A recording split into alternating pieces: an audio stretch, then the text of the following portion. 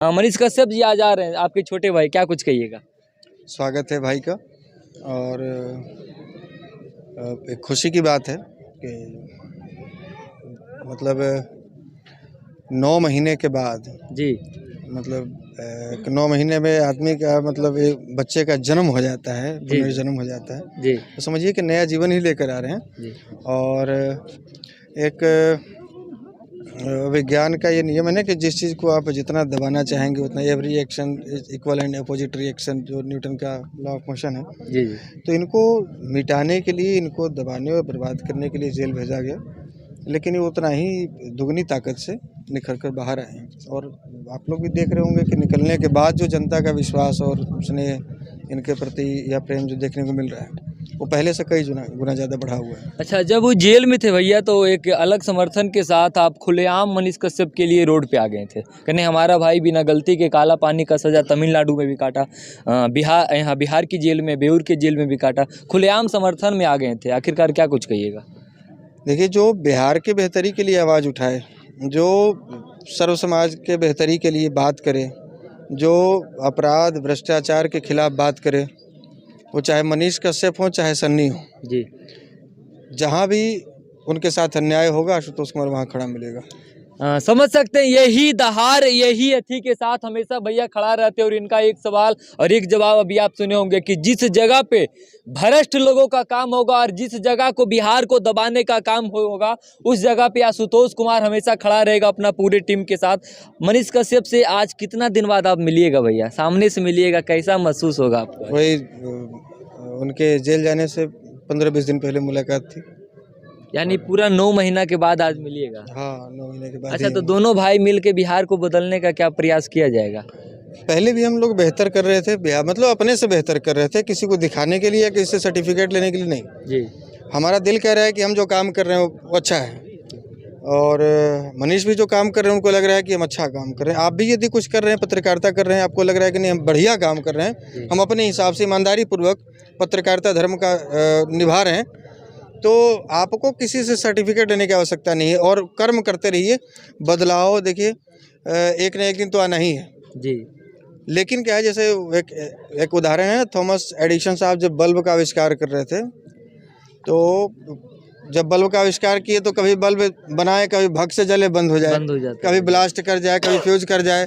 गांव वाले लोग बोलते थे कि एडिसनवा पगला गया है क्या, ये लाइट को कांच में कैसे कैद कर देगा, सही बात, ये रात के अंधेरे को लाइट में कैसे बदल देगा। लेकिन वही जब हजारों असफल प्रयास के बाद जब उनका सफल प्रयास हुआ, जब बल्ब बन गया, तो लोग जो पागल कहते थे वो इनसे पूछने आए कि आखिर आपको कैसे पता था कि ये बल्ब बन ही जाएगा। उन्होंने कहा कि देखिए, बल्ब तो उसी दिन बन गया था जिस दिन हमने ठान लिया था कि मुझे बल्ब बनाना है, और ये जो समय लगा ये प्रोसेस पीरियड था। तो बदलाव बिहार में उसी दिन आ गया जिस दिन मनीष कश्यप ने, जिस दिन हमने, जिस दिन आपके जैसे लोगों ने ये ठान लिया कि मुझे बिहार बदलना है। अब समय जो लगेगा वो बीच का प्रोसेस पीरियड है। अच्छा, एक सवाल और रहेगा आपसे भैया, कहीं भी आप निकलते हैं लोगों का हुजूम उठ जाता है, लोग प्यार करने के लिए जगह जगह पे फूल माला लेके तैयार रहते हैं, जिस रास्ते से आप गुजरते हैं चाहने वाले लोग मिलते हैं, आखिरकार उसके पीछे का क्या राज है? देखिए, ऐसा नहीं है, मतलब लोग काम करता है ना तो इनाम मिलता है, और इनाम के रूप में हम लोग को जो सम्मान मिलता है ना, हम लोग इसी को इनाम मानते हैं। कुछ लोग सम्मान के भूखे नहीं होते हैं, वो केवल कुर्सी के भूखे होते हैं। वो आपके क्षेत्र में जाएंगे, उनको आप 4 जूता मार लीजिए, 4 गाली दे दीजिए, लेकिन नीचे गर्दन करके जाएंगे, लास्ट में यही कह के जाएंगे कि ठीक है सब तो करिए, लिए वोटवा दे दीजिएगा। तो उनके लिए सम्मान वो नहीं है इनाम, उनके लिए कुर्सी इनाम है। किसी भी हालत में उनको कुर्सी चाहिए, और हम लोग कुर्सी को रखते हैं जूते के नोक पर। सबसे पहले सम्मान, हम लोग सम्मान के भूखे हैं, और जहाँ पर सम्मान नहीं मिलेगा वहाँ पर हम लोग उस रास्ते नहीं जाते। हाँ, लेकिन अगर काम कर रहे हैं तो जो लोग बहुत ज़्यादा राजनीति से प्रेरित नहीं है, जो बहुत ज़्यादा पार्टी से मतलब नहीं रखते, जो किसी ज़्यादा नेता के चमचा के, वैसे लोगों को लगता है कि नहीं हमारे समाज के हित में काम हो रहा है, बिहार के हित में हो रहा है, तो अगले आदमी को सम्मान मिलना चाहिए, डिजर्व करता है। पूरे बिहार वासियों के लिए क्या कहिएगा, युवा साथी के लिए जो कि हमेशा दिल जान से आपके लिए खड़ा रहते हैं? बेहतर सोच रखिए, और सोच में थोड़ा बदलाव लाने की आवश्यकता है हर एक बिहारी को।